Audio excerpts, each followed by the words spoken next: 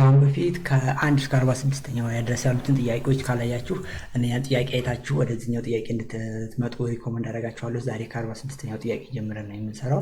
46ኛው ጥያቄ እንደሚለን if as many 7 meter piece of wires as possible as cut from a wire that is 36 meter long, what is the total length of the wire that is left over ነው የሚለው። ምንድን ነው የሚለው? የቻልነውን ያህል አንድ 36 ሜትር የሆነ ምን አለን እርዝመት ያለው ገመድ አለን። ያንን 7 ሜትር እያደረግን እየቆረጥነው 7 ሜትር እንቆርጣለን፣ 7 ሜትር ከዛ እንቆርጣለን፣ ከዛ 7 እየቆረጥን ነው። እየቆረጥን ስንሄድ የሆነ ቦታ ላይ 7 ሳይሞላ ይቀርና የሚቀር ፓርት አለው አይደል እንዴ? ግን 7 እያለ 36 ሜትር ያልቅም አይደል? ያቺ የቀረችው ስንት ሜትር ነች? ሌፍት ኦቨር የምትለው ስንት ሜትር ነው? ያ ማለት ነው 7 ሲባዛ ኤክስ ያህል ከ36 ጋር እኩል ይሆናል። ስለዚህ 36 ለ7 ስታካፍሉ ስንት ታገኛላችሁ? 5 ቀሪ 1 ታገኛላችሁ አይደል እንዴ? በማትስ ህግ። ስለዚህ ያቺ 1 ሜትሯ ቀሪ ነች ማለት ነው። ስለዚህ መልሳችን ኤ ነው ማለት ነው። መልሳችን ኤ ነው ማለት ነው። እዚህ ጋር ያለው ጥያቄ ስትመለከቱ በቀላሉ የ46ኛው ጥያቄ መልሱ ኤ ነው። 1 ሜትር ነች የምትቀራ። 36 ሜትር የሆነ ገመድን 7 ቦታ ልክ እየቆረጥነው ስንሄድ ልክ ይሄም ገመድ የምትቀረን መጨረሻ ላይ 1 ሜትር የምትሆን ገመድ ነች ማለት ነው። በዚህ ሜትድ ይሄኛውን ጥያቄ መስራት ትችላላችሁ ማለት ነው። የሚቀጥለውን ጥያቄ ስንመለከት ምንድነው ወደ 47ኛው ጥያቄ ነው የምንሄደው። 47ኛው ጥያቄ እንደሚለን how I use 1/4 of a month's salary for buying beef and 1/2 more than the price of the for house rent. What is the function of month's salary that he was how I used for the month that left rent in combination ይላል። እንዴ ጥያቄ ለመስራት ምንድነው let x be ሳላሪው አጠቃላይ በወር የምታገኘው x ቢሆን ለ1/4ኛው ለምንድነው ለጤፍ ታወጣለች። ደግሞ ለሌላ ፓርት የምታወጣው እዚህ ጋር ማለት ነው 1/2 more than the price of the house rent ይላል። እነኚህን ደግሞ ከዛ ላይ ስንደምራቸው እነኚህን ባሉ ታገኛለህ። አጠቃላይ how spent የምታደርገው እነኚህን ሲምፕሊፋይድ ስታደርጓቸው ስደምሯቸው የምታገኙት 2x plus 2x ማለት ስንት x ይሆናል? እዚህ ጋር 6x over 8 over x ይሆናል። x በx ይጣፋና ምን ታገኛላችሁ ማለት 5x over 8 ስታቃሉት እዚህ ጋር ያለው ከዛ ምን ይሆናል? መጨረሻ ላይ ስታቃሉት 5/8 ታገኛላችሁ። መልሳችሁ ሲ ይሆናል ማለት ነው። በቀላሉ በዚህ ሜትር መስራት ትችላላችሁ። 1/4ኛው ለጤፍ መግዣ ነው የምታወራው። 1/2ኛ more than the price of ጤፍ። ለምሳሌ price of ጤፍ እዚህ ጋር አለ አይደል እንዴ? ደግሞ ለምን እንደምታወራው ሃውስ ሬንት ለሃውስ ሬንት የምታወጣው ብር ለጤፍ ከምታወጣው በ1/2 ይበልጣል ማለት ምን ማለት ነው? እዚህ ጋር 1/4 ኤክስ አለን ሲደመር 1/2 ታይምስ ሞር ዛን ስለሚል ማለት ነው።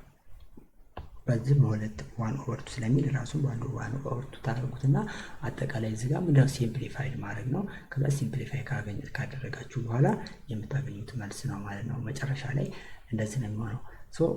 እዚህ ጋር ያሉትን ሁሉም ትደምራላችሁ። ከዛ የምታገኙት መልስ እንደዚህ ይሆናል መልሳችን ማለት ነው። በዚህ መንገድ መስራት ትችላላችሁ። 48ኛው ጥያቄ ስንመለከት when 5 times the number is added to 12 የሆነ ቁጥር አለን በ5 አብስተን 12 ደመርበት ውጤቱ 32 ነው።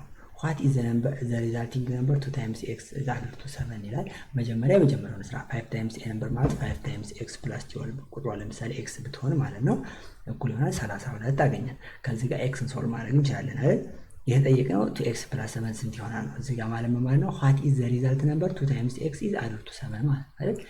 ይሄኛው ተሰጥቶናል፣ ይሄኛው ተጠይቆናል። ስለዚህ ኤክስን ከዚህ ጋር እናገኛለን። እዚህ ጋር ኤክስን ተክተን ምን እንሰራለን ማለት ነው 5x = 32 - 12 ይሆናል። ከዚህ ጋር 5x = 20 x = 4 ይሆናል። ከዛ 2x + 7 እናገኛለን። 2x + 7ን ስንሰራ 2 × 4 = 7 ይሆናል። በቀላሉ 15 እናገኛለን። 7 × 7 መልሳችን ዲ ነው ማለት ነው አይደል? በቀላሉ እንደዚህ አድርገን ሲምፕሊፋይ ማድረግ እንችላለን። 48ኛው ጥያቄ እንመልከት። 48ኛው ጥያቄ the sum of the three consecutive number is 33 what is the middle integer ነው። አሁን የሶስት ቁጥር ተከታታይ ቁጥሮች ድምር ስንት ነው? 33 ነው። የመካከለኛው ቁጥር ማን ነው ነው የሚለን። ይሄ በጣም ቀላል ሌት n b n integer than n plus 1 n plus 2 are the consecutive integer ቢሆኑ ስንደምራቸው ስንት እናገኛለን? 32 እናገኛለን። ስለዚህ ከዚህ ላይ n ማግኘት እንችላለን ማለት ነው። 3n plus 3 = 32 3n = 32 ሲቀነስ ሶሪ 32 አኩን 33 ነው። ምክንያቱም እዚህ ጋር የተሰጠነው 33 ስለሆነ ማለት ነው። ስለዚህ ኤን እዚህ ጋር 30 ይሆናል። 33 ይቀነስ 3 ከዛ ኤንን ስናካፍል 10 እናገኛለን። ስለዚህ የመካከለኛዋ ቁጥር ስለተባል ኤን ፕላስ 1 ነች የሚድል ተርም ማለት ኤን ፕላስ 1 ኤንድ ኤን ፕላስ 2 ኮንስቲቲዩቲቭ ተርሞች ትሆን የመካከለኛዋ እቺ ነች ማለት ነው አይደል? ሶ ኤን ፕላስ 1 ተርም ወይም 11 ምን ትሆናለች ማለት ነው?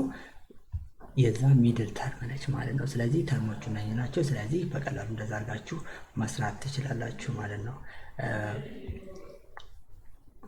መልሱ ዲ ይላል። እዚህ ጋር አሁን ኤንን ያመጣ ነው 11 ነው። እዚህ ጋር አሁን ኤን ፕላስ 1 12 ሳይሆን ይሄ ጋር ኤን 11 ነው የሚሆነው። ኤን ፕላስ 1 ኤን 10 ነው።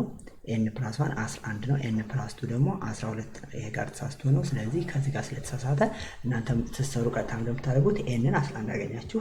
ዘ ሚድል ተርሟ ደግሞ ኤን ፕላስ 1 ነች። ስለዚህ ኤን ፕላስ 1 ደግሞ 11 ትሆናለች። መልሳችን ሲ ነው፣ ዲ አይደለም። እዚህ ጋርም ይሄንን ማስተካከል ጀስት እኔ እዚህ ጋር መልሱ ትክክል መሆን አለመሆኑ ምናምን ሳይሆን እናንተ መያዝ ያለባችሁ እንዴት እንደሚሰራ ለማወቅ ያክል ነው። ኮንስኩዌንቲቭ ተርሞች አሉ፣ 3 ተከታታይ ቁጥሮች።